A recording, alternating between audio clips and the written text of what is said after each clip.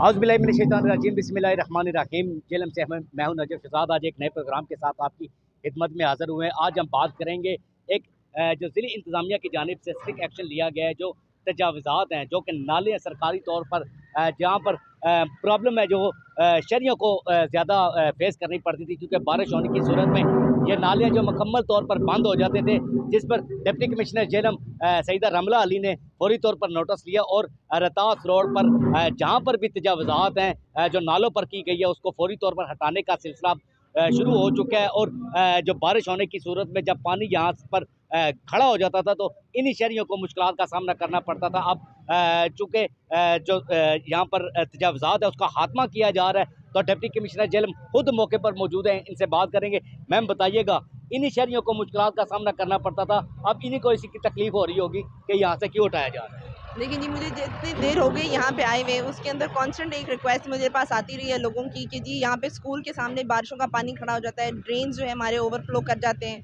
Gutter की सफाई करें। अब क्योंकि मानसून का सीज़न था और बाकी चीज़ें चल रही थी, तो बारिशों के बीच में तो सफाई होना ज़रा नामुमकिन सी चीज़ थी। लेकिन अब जब बारिशों का सीज़न ख़त्म हो गया है, तो हमने ये तजावज़ात पे एक्शन करना शुरू किया है, इसीलिए कि हमारा जो नाला है उसके ऊपर हल्की सी प्लिंथ पड़ी हो, हम उसको रिमूव करके साफ़ कर लें। लोगों ने पक्के कर लिए हैं ऊपर से फ़र्श, और वो फ़र्शों के नीचे सफाई करना बहुत मुश्किल हो जाता है। हर किस्म का कूड़ा उसके अंदर फँसता है, हर किस्म की सलेज उसके अंदर फँसती है। ज़रूर लोगों को फ़िलहाल ज़रा दिक्कत हो रही है, इन्हीं लोगों की रोज़ी-रोटी भी इसी सड़क से अटैच्ड है, लेकिन ज़िंदगी भी इनकी सी सड़क पे है। अगर रोज़ाना इधर पानी खड़ा होगा, तो बहुत किस्म की जो है बीमारियाँ भी लोगों में फैलेंगी, मच्छर भी होंगे।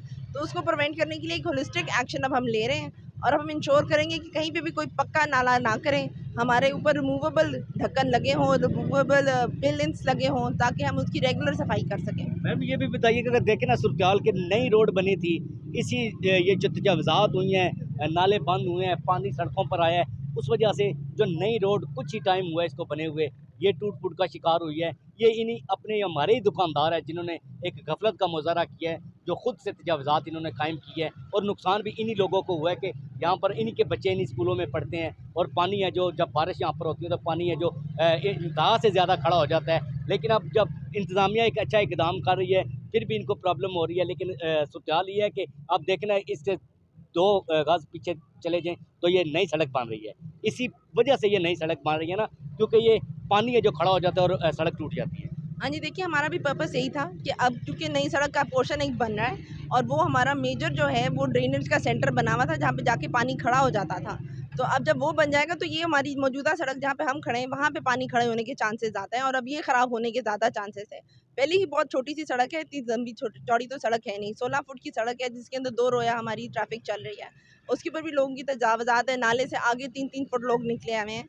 तो हर एक को हमने पाबंद किया है कि अब वो 3 फुट से आगे, बल्कि नाले से आगे कोई अपनी दुकान को नहीं लेके आ सकता। हम रेगुलर एंटी इंक्रोचमेंट एक्टिविटी करेंगे, इंश्योर करेंगे कि जी सड़क का रास्ता बागुज़ार है, लोग इस पे गुज़र सकें, और हमारा गटर भी जो है वो सफाई हो सके। मैम आपकी जानिब से ये देखिए, आप खुद आई हैं मौके पर, इसी वजह से ये काम भी हो रहा है। तो ये बताइएगा कि जब ये आपका काम, ये प्रोजेक्ट जो चल रहा है, ये मुकम्मल हो जाएगा, उसके बाद कैसे इसको इंश्योर बनाया जाएगा कि दोबारा से यहाँ पर तजावज़ात नहीं होंगे?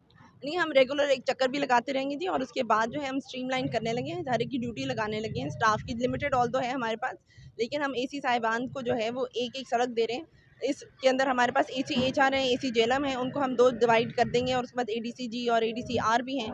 तो इन चारों के बीच में सड़कें डिवाइड कर देंगे, और इंश्योर करेंगे कि जी वो भी विज़िट करते रहें रेगुलर बेसिस पे, और एंटी इंक्रोचमेंट की एक्टिविटी को परसिस्टेंट रखें। तो मैम ये बताइएगा कि आखिरी सवाल आपसे करूँगा कि जहाँ से ये तजावज़ात को हटाया जा रहा है, और दोबारा उम्मीद भी यही ज़ाहिर करेंगे कि दोबारा तजावज़ात यहाँ पर ना हो।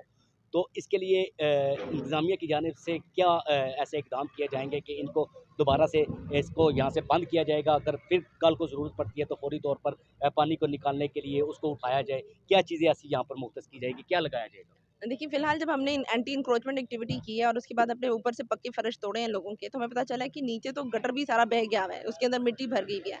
जब हम उस मिट्टी को डीसिल्ट करते हैं, तो साथ नाले की दीवारें भी साथ-साथ गिरती चली जा रही हैं।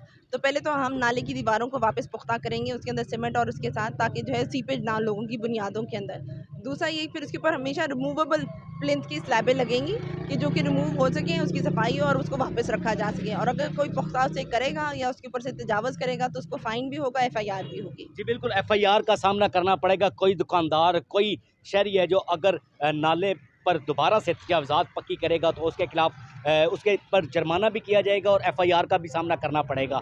डिप्टी कमिश्नर जेल ने आज वाज़ेह मैसेज है जो पब्लिक को दे दिया है, बिल्कुल दुकानदारों को दे दिया है कि दोबारा से यहाँ पर पुख्ता है जो नालों को बिल्कुल नहीं करना, रिमूवेबल जो यहाँ पर जो स्लैब्स हैं वो लगाई जाएंगी ताकि फौरी तौर पर अगर पानी कहीं पर रुकता है तो उस स्लैब को उठाया जाए, उठाकर वहाँ से पानी का जो बहाव है उसको तेज़ किया जा सके ताकि इस सड़क पर पानी है जो वो जमा ना हो, शहरियों की जो मुश्किलात है उसमें कमी आ सके। आज के प्रोग्राम के लिए नजफ शुदा को इजाज़त दीजिए। फ़ी अमान अल्लाह।